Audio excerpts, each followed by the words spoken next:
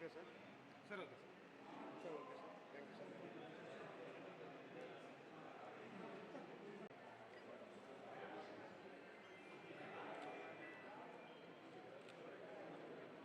Okay sir.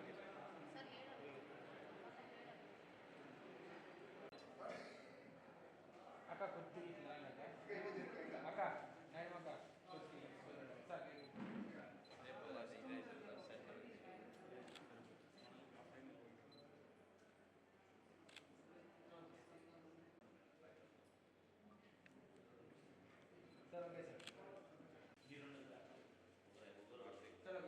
Sir okay sir sir okay sir.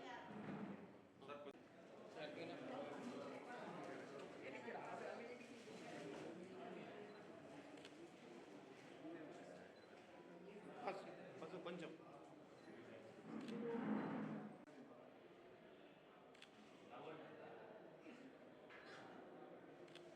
Sir okay sir. కానీ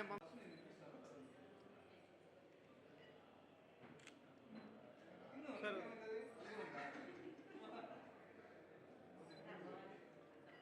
sir okay sir.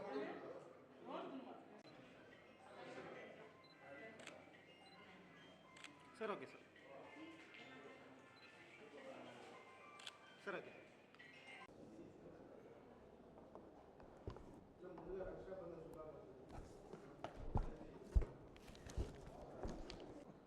అందరికీ నమస్కారం.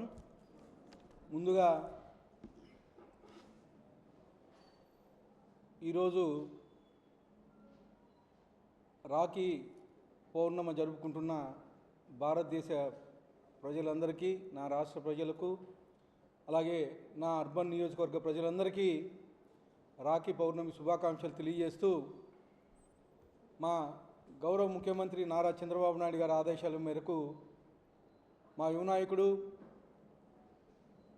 తెలుగుదేశం జాతీయ working president అయినటువంటి, అలాగే విద్యాశాఖ మంత్రి అయినటువంటి నారా లోకేష్ గారి సూచనల మేరకు ప్రతి శుక్రవారం ఎమ్మెల్యే కాన్స్టిట్యున్సీలో ఎమ్మెల్యే ఆఫీస్లో గ్రీవెన్స్ ఏర్పాటు చేయడం జరుగుతూ ఉంది. ఈరోజు అనంతపురం అర్బన్ నియోజకవర్గంలో 56వ గ్రీవెన్స్ కార్యక్రమం ఏర్పాటు చేయడం జరిగింది. అంటే గత ప్రభుత్వంలో 5 ఏళ్లలో ప్రజలను ఎక్కడే కానీ పట్టించుకున్న పాపాను పోలేదు. కేవలం కలెక్టర్ ఆఫీస్లో మాత్రమే గ్రీవెన్స్ నిర్వహించబడేది. కానీ మా తెలుగుదేశం ప్రభుత్వం వచ్చిన తర్వాత, మా ఎన్డీఏ కూటమి ప్రభుత్వం ఏర్పడిన తర్వాత, మా ముఖ్యమంత్రి నారా చంద్రబాబు నాయుడు గారి ఆదేశాల మేరకు ప్రతి శుక్రవారం ఎమ్మెల్యే ఆఫీస్లో ఈ గ్రీవెన్స్ కార్యక్రమం నిర్వహించబడుతూ ఉంది.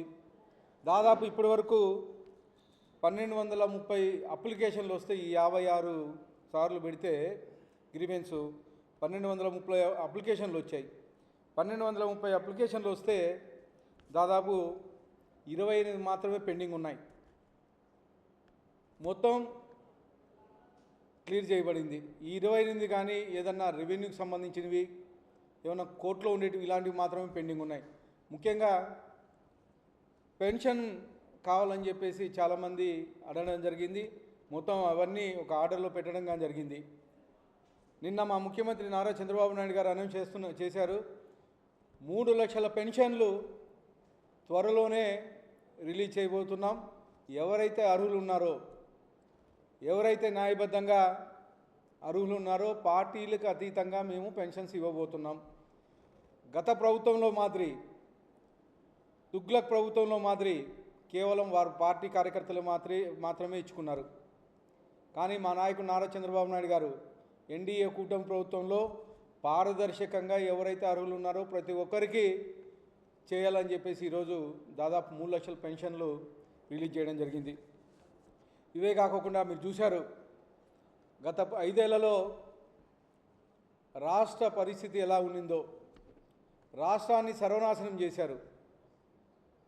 ముఖ్యంగా అమరావతిని 3 ముక్కలాట ఆడుకున్నారు. మళ్ళా ఎన్డీఏ కూటమి ప్రభుత్వం ఏర్పడిన తర్వాత 2024లో అమరావతిని మళ్ళీ ఒక గాడి మీదకి తీసుకొచ్చి ఈరోజు ఒక చట్టబద్ధత రూపొందించాం. అంటే ఆంధ్రప్రదేశ్ రాజధాని ఏదంటే అమరావతి అనే ఒక చట్టబద్ధత రూపొందించి ఎవరు రాబోయే కాలంలో ముఖ్యమంత్రులు మారినా ఎవరు వచ్చినా కానీ అమరావతిని చేంజ్ చేయకోకుండా అమరావతే మన ఆంధ్రప్రదేశ్ క్యాపిటల్ అని ఒక చట్టం రూపొందించి ఈరోజు శరవేగంగా అభివృద్ధి పనులు చేస్తున్నారు మా ముఖ్యమంత్రి నారా చంద్రబాబు నాయుడు గారు. 2029 కల్లా అమరావతిని కంప్లీట్ చేసి దేశంలోనే నంబర్ 1 రాజధానిగా నిలబెట్టే కార్యక్రమం మా ముఖ్యమంత్రి నారా చంద్రబాబు నాయుడు గారు చేస్తున్నారు. అలాగే పోలవరం మీకు తెలుసు, పోలవరం దాదాపు 75% అయిపోయింది 2014-19లో. మళ్ళా 19లో తుగ్లక్ ప్రభుత్వం వచ్చింది, పోలవరం పట్టించుకోవడం కాకుండా కనీసం ఒక క్యూబిక్ మీటర్ కాంక్రీట్గానే వేయలేదు. వేయకపోవడమే కాకుండా కాపర్ డ్యామ్ కొట్టుకుపోయేదట్లు చేశారు. మళ్ళా 2024లో ఎన్డీఏ కూటమి ప్రభుత్వం అధికారంలోకి వచ్చిన తర్వాత పోలవరాన్ని మళ్ళా మొదలుపెట్టి ఈరోజు గోదావరి పుష్కరాల లోపల జాతికి అంకితం చేసే బాధ్యత మా ఎన్డీఏ కూటమి ప్రభుత్వం తీసుకుంటున్నారు. అలాగే మా ముఖ్యమంత్రి నారా చంద్రబాబు నాయుడు గారు తీసుకుంటున్నారని చెప్పేసి తెలియజేస్తాను. ముఖ్యంగా ఈరోజు చూస్తున్నారు డెవలప్మెంటు. గత ప్రభుత్వంలో ఎక్కడే కానీ ఒక ఇండస్ట్రీ రాలేదు. జగన్మోహన్ రెడ్డిని చూస్తే భయపడిపోయేవాళ్ళు. వచ్చిన ఇండస్ట్రీస్ కానీ తీసుకెళ్ళి ఎత్తేసుకునే పరిస్థితి. అలాంటి తరుణంలో ఈరోజు సిబిఎన్ గారు ముఖ్యమంత్రి అయిన తర్వాత సిబిఎన్ అనే ఒక బ్రాండ్తో మా యువ నాయకుడు నారా లోకేష్ గారు దేశ విదేశాలు పర్యటించి దాదాపు 25 లక్షల కోట్ల రూపాయలు పెట్టుబడులు తీసుకొచ్చారు 2 నెలల కాలంలో. తీసుకొని రావడమే కాకుండా గూగుల్ విశాఖపట్నం తీసుకొచ్చారు. ప్రపంచం మొత్తం గూగుల్ వైపు చూస్తే గూగుల్ మన వైపు చూసి విశాఖపట్నంలో 1,50,000 కోట్లు పెట్టుబడులు పెట్టే పరిస్థితి. ఆల్రెడీ స్పీడ్ ఆఫ్ డూయింగ్ బిజినెస్లో భాగంగా భూమి పూజ చేశారు. వర్కులు శరవేగంగా నడుస్తున్నాయి. తొందరలోనే గూగుల్ కానీ ప్రారంభించబోతున్నారని చెప్పేసి తెలియజేస్తాను.